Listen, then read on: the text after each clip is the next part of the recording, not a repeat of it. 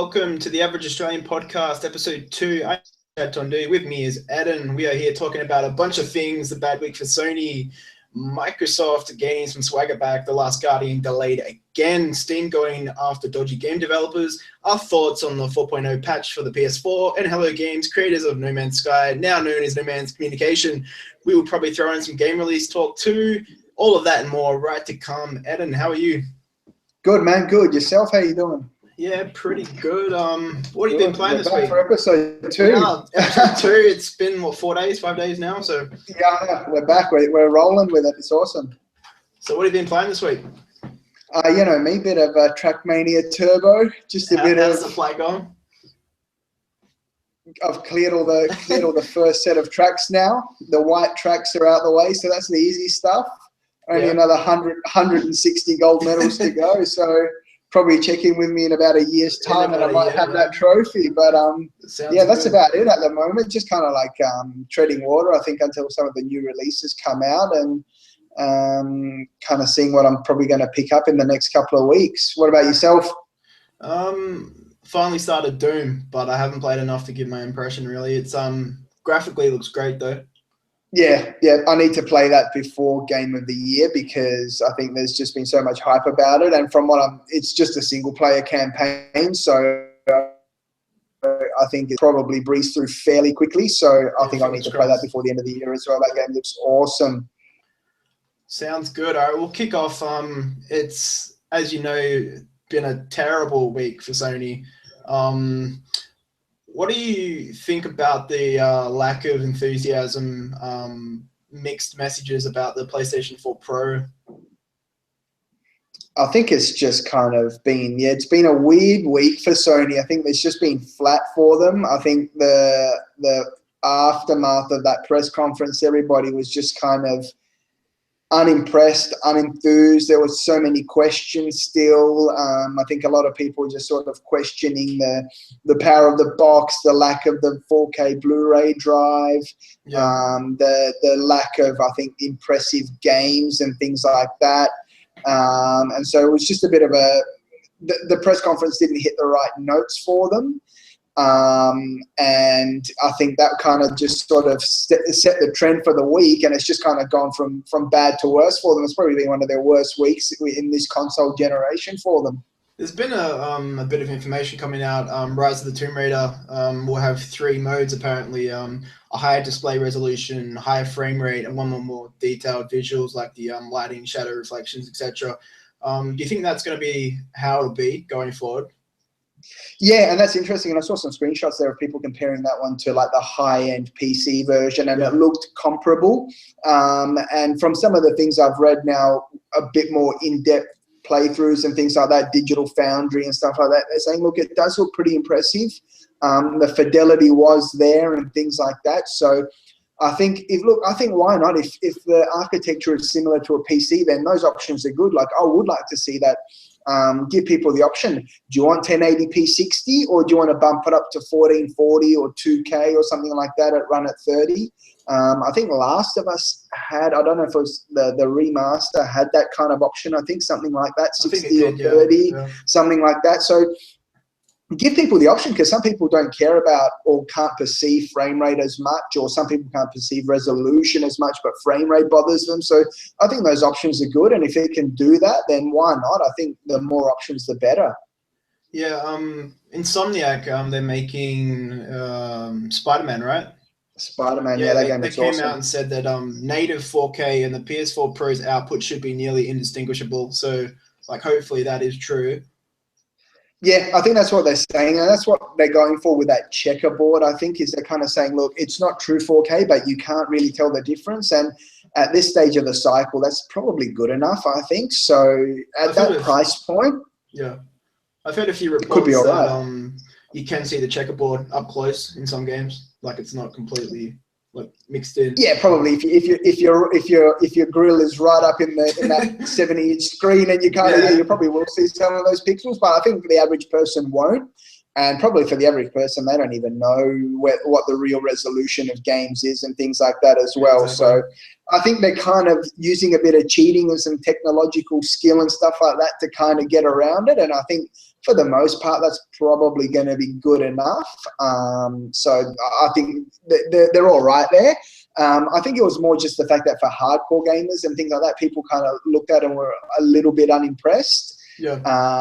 And we can kind of like derailed their week a little bit more after that as well.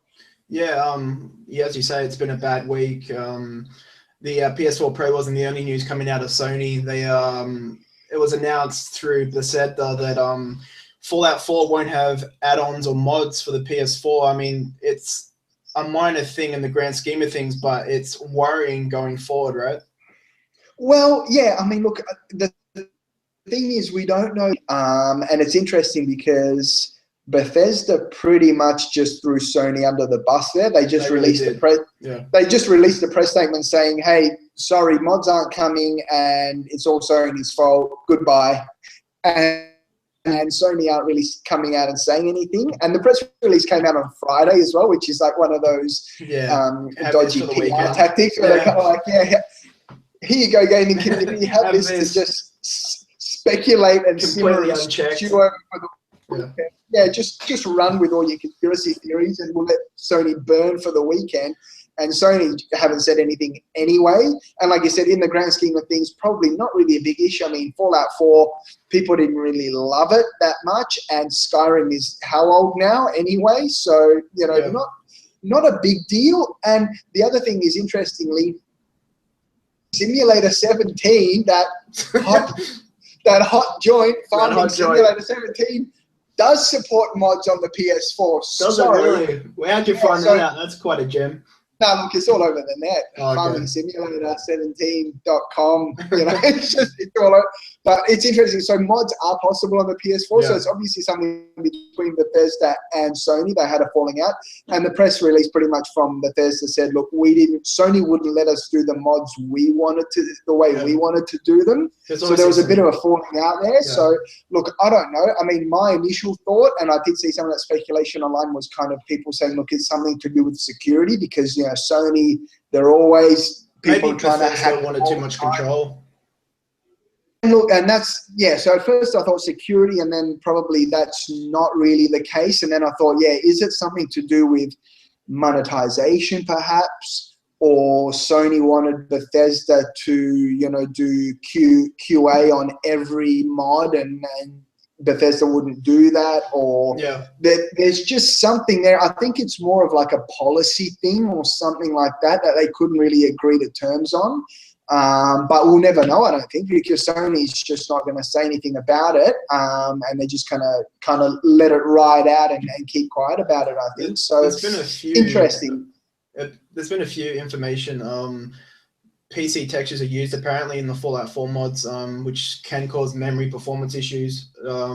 Apparently the sound files, because Sony is a proprietary format, so there's clashes. And the PS4 mod storage limit is 900 megs compared to 2 gig on Xbox One, so apparently it's causing problems on that end. Yeah, and I did see those notes from when the mods were in beta testing. So I'm guessing, so they were working at one point, and they were working with Bethesda on those issues, I think. And I just think some of those things are weird, like to have this 900 meg limit, I just, it seems so arbitrary. Like, especially when I just don't get console, that. Right? At the moment. Like, it seems weird. Yeah, that one seems weird. I mean, look, okay, you got the proprietary sound format. I'm sure they've got a way to like help Bethesda get around that. I did see some things about people saying that, the mods were crashing on Xbox One and things like that as well.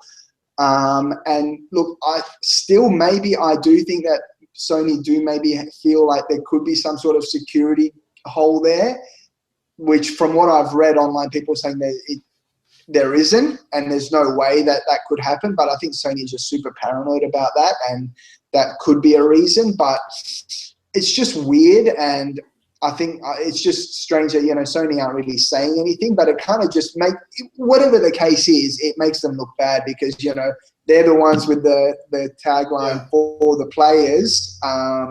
And they've been pretty good about sort of opening up and sort of allowing, lots of indie games. For the players. Hell, they're allowing the players mods, right? So. Well, and look, and they're allowing like practically, from what I've seen, some practically broken like early access games and things like that. I think there was that one like problem. Was it one 7 days to die or 7 ways to? It's like an early access, like broken game. So they're allowing that kind of stuff to not work with Bethesda, who are a big publisher. Obviously, they came to some sort of blow there, but I think probably Bethesda's partly more to blame. But they quickly got out there and just left it at that. So I don't know. I don't know where it's going to go from here. It'll be interesting to see, because wasn't there supposed to be mods for Doom as well at some point? So what's going to happen with that? I don't know. Well, we've seen the fallout now. Microsoft has obviously taken advantage. There was a post on Xbox UK. They had like a checklist type of post that they said mod support tick, backward compatibility tick, fastest, most reliable 4K Blu-ray. Exactly, 4K Blu-ray, the fastest, most reliable service. Obviously, referring to PlayStation having those problems. What do you take on Microsoft's stance? They've got their swagger like 100%. Well, and it's interesting because they're not really having a dig as such, because they're just kind of saying like, hey, right? They're just saying like, hey, here's the details. I mean, it is kind of because they're highlighting the deficiencies in their rivals console, but at the same time, they're pretty much just saying like, you know, hey, here's what we've got at the moment. It's a pretty impressive box, don't you think? And just to come back to that point, it is interesting that you mentioned PSN has been really flaky, and Sony haven't really said anything, and I don't know what's been going on there. Like, has that been scheduled maintenance, unscheduled maintenance, DDoS attacks? Like, I don't know what's been going on, but it's been weird and very odd that it's been flaky last. They gave details saying that they were aware of the problem but never updated what went wrong. So, like, could be DDoS, right? Like, who knows?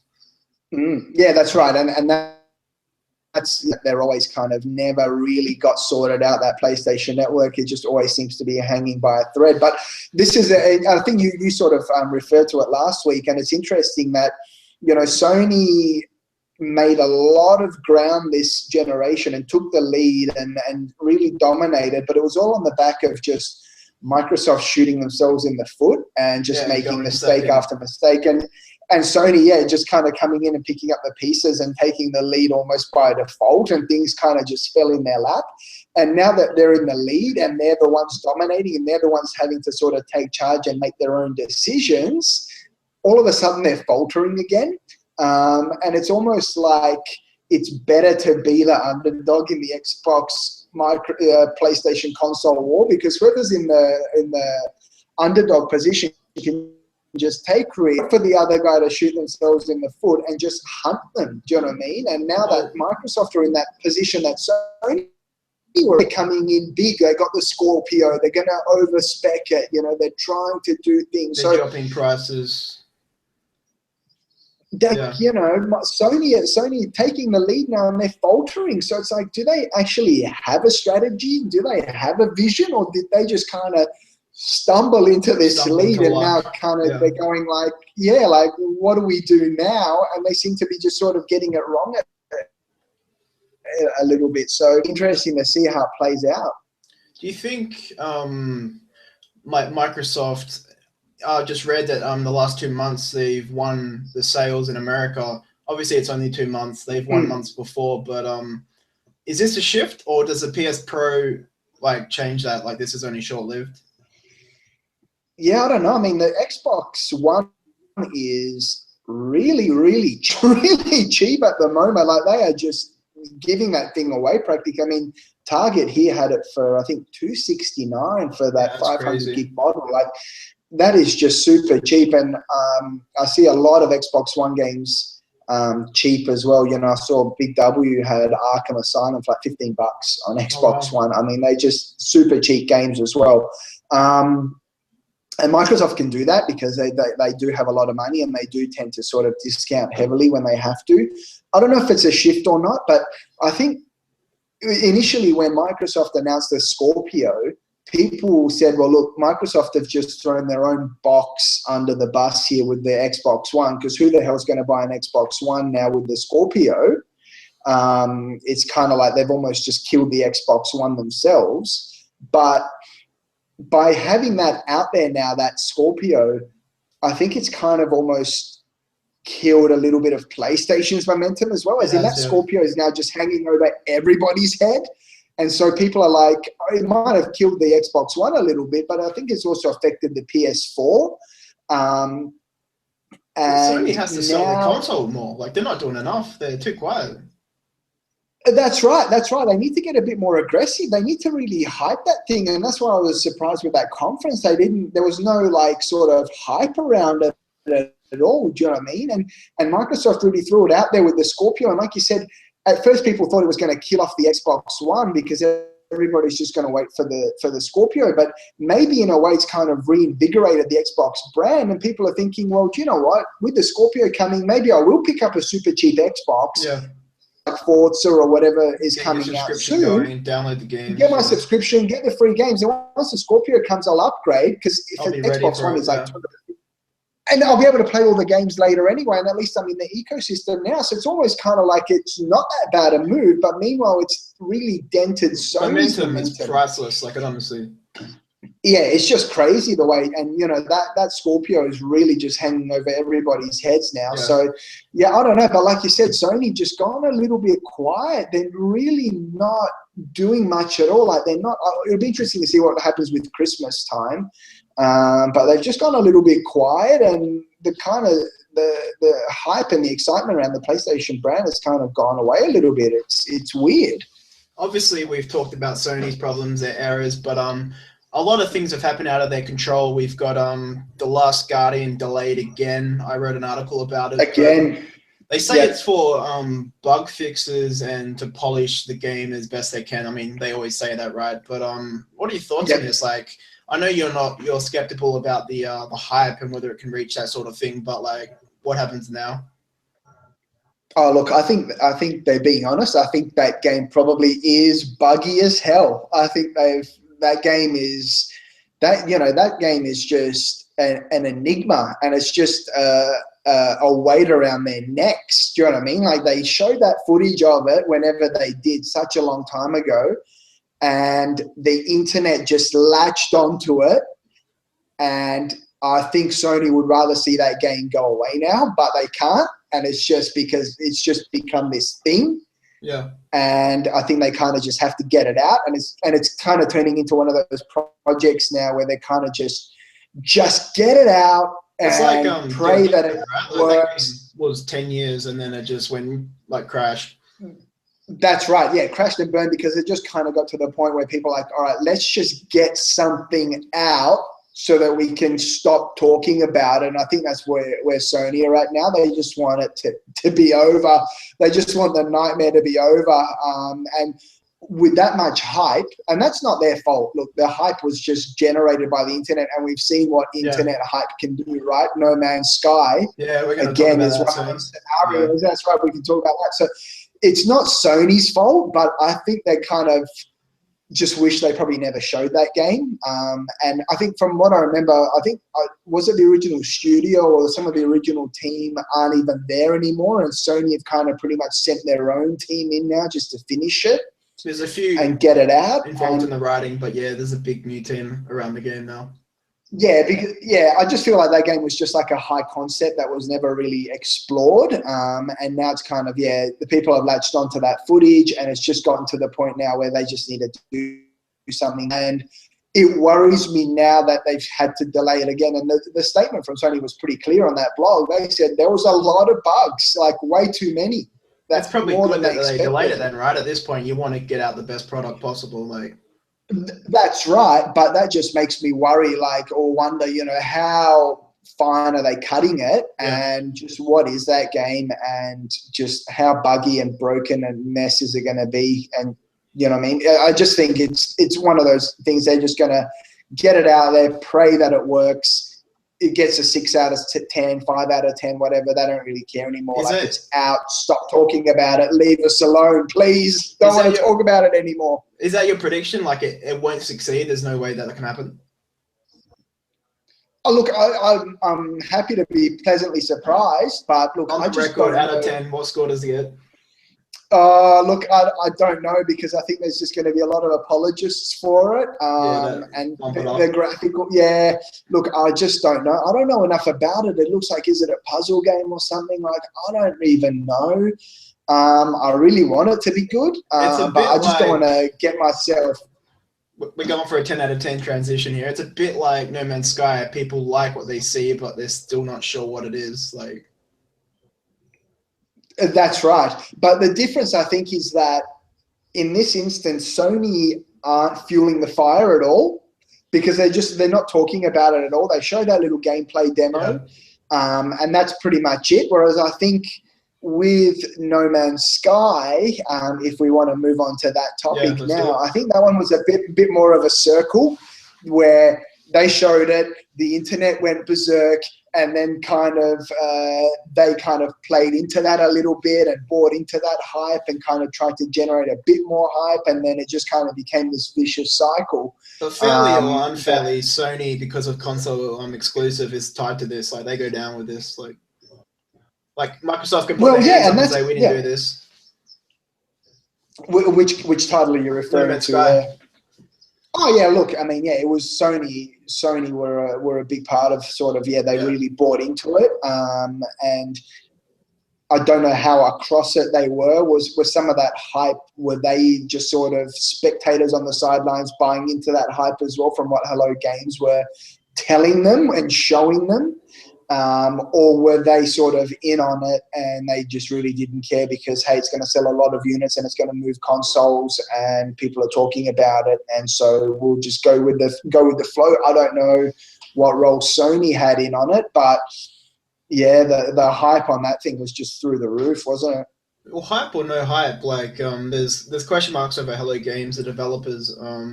They've been so quiet about updates, patches, direction, expansions, DLC.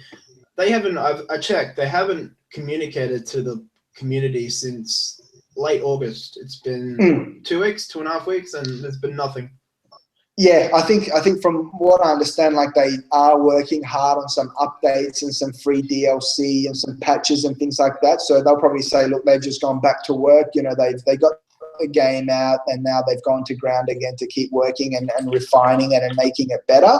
But yeah, I think it's just, look, the backlash against that game was just swift and brutal. They've look, probably some of the stuff that they're copying on Twitter and stuff, I can't blame them for being offline and not wanting to respond to it. But yeah, look, it's just, that game has just crashed and burned big time. And they're to blame because they fed the hype and they kind of were a bit vague about certain things, you know, especially about the multiplayer aspect of it and things like that. They were probably deliberately vague there. That's what I want information about, the liars, like the clear liars that people have broke down on YouTube and that. There's clear things that aren't in there and we haven't been told why. Yeah, and look, I mean, I think that one of the most damning ones was there was actually, I think, the original reveal trailer from like a past E3 where they first showed that game, and again, the internet just went berserk. The game now, compared to what was shown then, there's just nothing like it. You know what I mean? It's just one of those ones where what they showed there was just something completely different. So, yeah, but then on the other hand, look, when the internet latches onto something, they just don't let go. And like you said, people just want to see what they want to see. And I think from some more objective observers, they were kind of calling it fairly early, going, this game's looking a bit sort of one-dimensional. There's not going to be much to do, but the internet hype train was just in full swing. So what can you do? Do you know what I mean? Like, it's everybody's partly to blame in this one, I think. It's a problem with E3 conferences, right? You see the game, you love it, but you never actually see what it is until way, way later. Yeah, and look, and that's, I think part of it is just that vicious cycle of, like you said, gamers kind of just seeing what they want to see, and game developers and console makers and publishers and things just being very, very good at kind of showing it in a certain way. I mean, remember Destiny? Remember the Destiny E3 demo? I mean, holy crap, that thing was mind-blowing. Yeah. Remember Watch Dogs? Yeah, Watch Do Dogs you is know, great. remember the Division? I mean, do you know what I mean? Like all those E3 demos, they're so carefully staged, managed You think it was demos with learned at the. some point, right? Like at one point. That's it. And then, you know, the people just feed the hype and they whip this game up into something that it's not. And then when it doesn't deliver, they just turn on it again. And I think that's where you look at some of those reviews and things for No Man's Sky, and you look at the people who are kind of like more level-headed. They look at it and they go, look, it's an all right game. It's not bad. It's got some flaws, but it's got some good things about it as well. And, you know, it's an enjoyable experience. And then the people who just imagine that it was just going to be this insane, you know, epic game, they're the ones who are just lashing it. So you got to, you know. Breach. I know there's been high-priced indie games before, but an indie game has always been associated by price, and this game was full price and called an indie by 10 people. So That's there's right. like lines that need to be reestablished in that point because you expect a certain thing by $70 or whatever it is, and this game just didn't deliver that. That's right. And yeah, I mean, that was an interesting decision where Sony, I think that was partly because Sony just don't have the games at the moment. They didn't have the titles, and they needed something to latch onto, just like previously they latched onto Destiny and really kind of rode that Destiny wave. And interestingly enough, that was another game where the hype was through the roof, and then when it launched, people were like, what is this? One planet, two planets, whatever it is, like 3 raids. You know, I finished the whole game in the content in 15 hours or whatever, and now it's like Sony have done the same thing again. They've latched onto like a game that's kind of just hasn't delivered.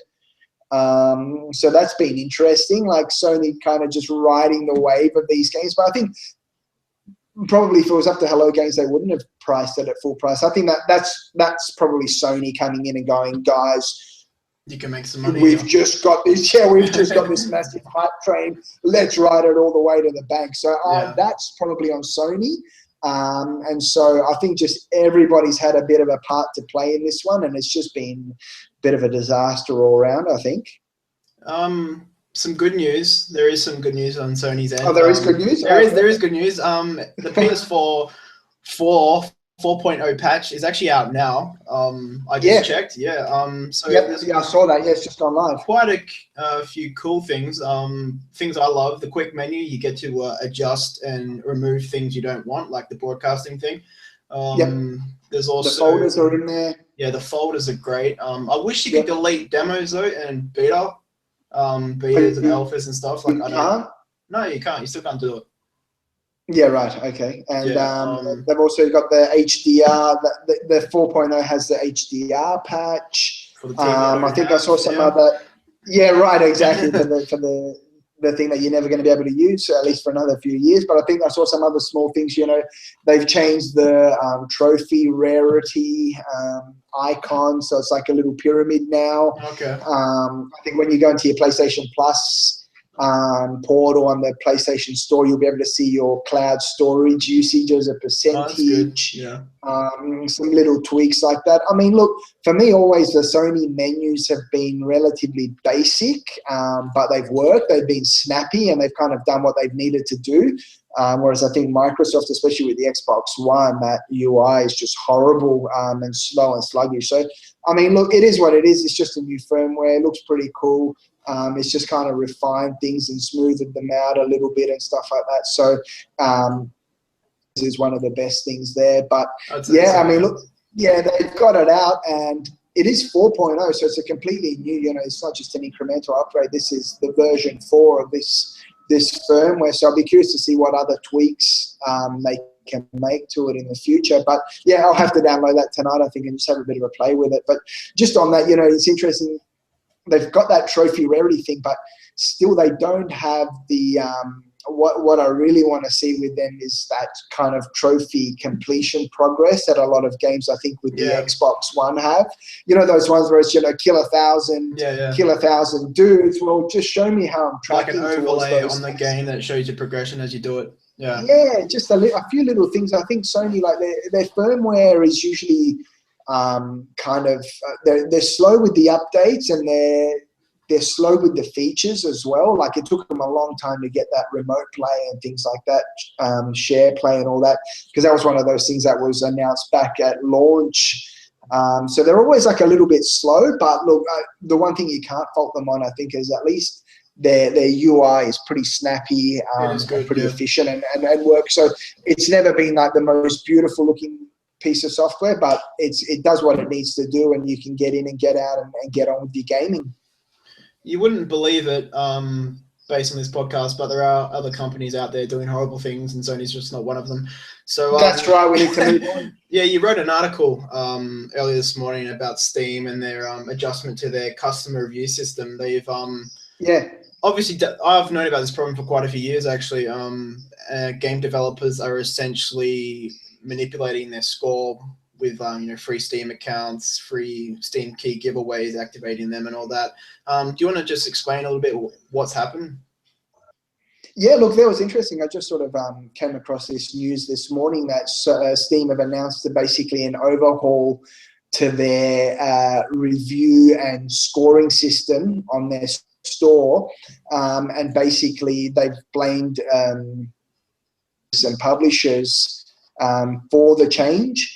And basically the new change is quite simple. If you haven't bought the game through Steam, you can't post a review with a score or a score that's going to count towards the average.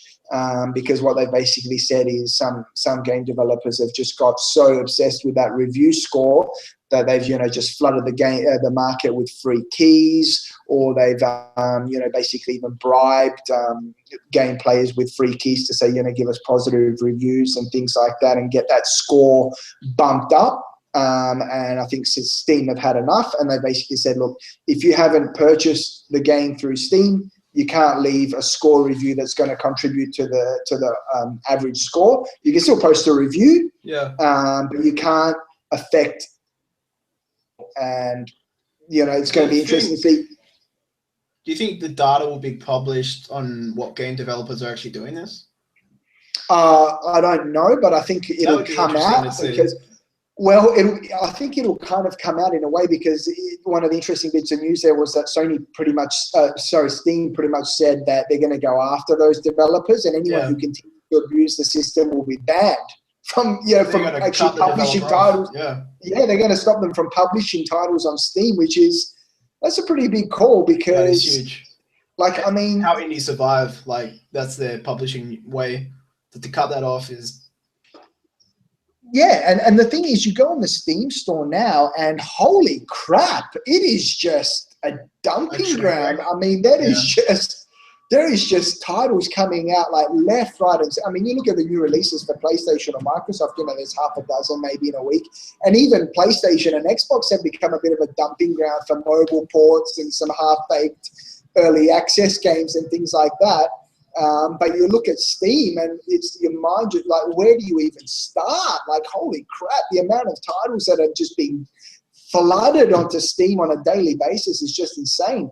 And that's probably why the review scores are quite important for Steam. And I'll admit, like, sometimes with the Steam sale, I'm having a look through the library and things, and I'm looking at some of those titles, and I'm just going, like, I've never heard of this. Yeah, exactly. And you look at the review score, and if it's basically like overwhelmingly negative, I'm just kind of like done. I'm just not even going to look at it. I'm moving. Yeah, because my assumption already is that if I haven't heard of it and it's on Steam, it's probably like some early access game or a mobile port or some dodgy Russian developer trying to cash in with some stolen. Do you know what I mean? Like, there's so much dodgy stuff on Steam. There needs to be a tighter I'm already going in with that, because like, games shouldn't be able to be sold when they're not even remotely playable. Like, and look, and that's and like I said, so I'm going already of like half the games on Steam are like half baked and broken and things like that as well. And so once I see like overwhelmingly negative reviews, like, that's enough to kill it off for me. So I can understand where Steam are coming from. And look, it makes sense also, because you look at it, Steam reviews are for games purchased through Steam. Yeah. Simple as that, and that's how it should be. If you bought the game from Green Man Gaming, well, go post the review on the Green Man Gaming. Like, you're supposed to be reviewing Steam titles, I guess, or titles purchased through Steam. Do you know what I mean? So it shouldn't just be a game review site. It's which it kind of, I mean, there is a little bit of that, but at the end of the day, it should be, if you've bought it through Steam, then leave a review. If you haven't, go review it somewhere else. Go it keeps review the it where you integrity bought of it. the whole system, right? Like you can't have sites you can't control, like giving your product away and influencing. That's right. Yeah. That's right. And I think one of the stats there was something like 200 titles that after this change are going to go back to actually not having a score. That's crazy. Because yeah. all their reviews are basically coming from keys that have been activated elsewhere. So nobody has actually even bought the game through Steam and been bothered to leave a review. That's how, you know, so like those ones are obviously dodgy reviews. But I think really this is just the tip of the iceberg for Steam, because you look at those reviews and it's just typical internet comment section for half of them anyway. So this is probably like the first step in them cleaning it up. And that was another thing that they said there in the articles, you know, they want to go through and look at some of those other reviews that are marked as helpful, but they're actually not, and things like that, because there's you look at some of those Steam reviews and you know you just cringe at some of the things like that people are saying and stuff. So I think they're trying to push actual real helpful reviews to the top, and joke reviews or nasty reviews or people with agendas or people trying to pay off, you know, reviews and things like that, that needs to be pushed towards the bottom. So I think this is just the first step for them, and hopefully they'll continue and actually sort of fix it up, because there's a lot of stuff in Steam that needs fixing, I think. Is there any Steam game or PS4 game, Xbox game that you're looking to get, like that's coming out recently? Obviously, The Last of Us is now delayed. It makes this next month or two a bit light, if I'm honest, but is there anything that's coming out that you're interested in? Look, probably for me, I think Mafia 3 is still the one that I'm kind of the most excited about. I mean, just having...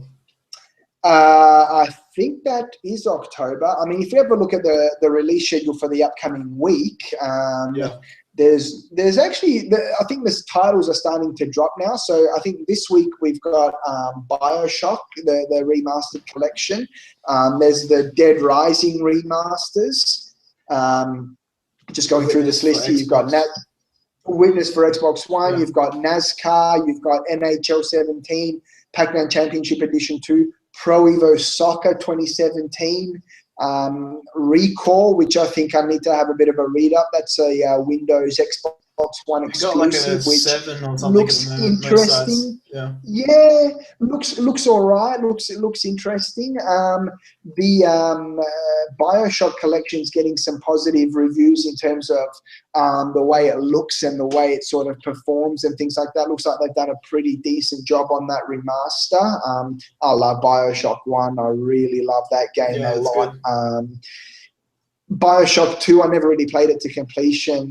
Played a little bit and I thought it was all right. Infinite, I finished it and it was a great story. The gameplay was kind of meh. It was okay. But just, oh man, I really, really love that game. And from what I'm reading, I think they've actually done like a really good remaster on it. They've kind of given it the love and the attention that it deserves. But they're selling it at full price, that collection. Just wait for a sale, right? Like, there's no point getting it now. Yeah, I mean, I think it's just interesting that you're going to release a remaster collection now when just everything's about to drop at full price. I can't see too many people picking it up, although probably like a fair few people have missed out on it. But that one and the Dead Rising, love the Dead Rising series as well. So that's probably one that maybe in the future I would look to pick up, but not at this stage. Right? So, Dead Rising 2? I think it's the whole collection there. So having a look at it, I think you're going to get Dead Rising. You're going to get Dead Rising 1 and 2. I think you can buy individually, and then there's also the triple pack, which I don't know what was that other Dead Rising. There was some other Dead Rising game in there somewhere as well. I think like some DLC or something like that. The interesting one, I think, a little bit for me is Pro Evo Soccer 2017. Because I think the Pro Evo games have been pretty good the last couple of years. They've been getting some good reviews and things like that. So I'm curious to see how that one's going to go, because that's using the Metal Gear engine now, isn't it? So that one will be interesting. I mean, Pro Evo for me was king back in the day. I'll be curious to see how this one looks, but I think they're just sort of fighting an uphill battle against FIFA these days without the license and things like that. So on the back of this week, probably not much to entice me. Couple of months, I think there's going to be a lot. So we'll see. I don't know what I'll be picking up at this stage.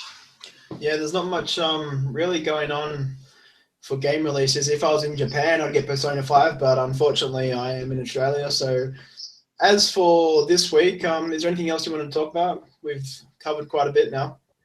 Yeah, I think that's sort of covered everything. A fair bit of news to get through there, and yeah, I think that's about it for this episode. Sounds good. We should be back Thursday. Who knows what we'll talk about? We'll decide. And until I'm sure then, between now and then, it's just gonna the internet's gonna come up with something for us. Yeah, something. It will. Sony will do something. It's video games and it's the internet, so yeah, someone will do something stupid. Until then, thank you, Adam. I'll see you Thursday, mate. Thanks, Chad. See ya. Catch up.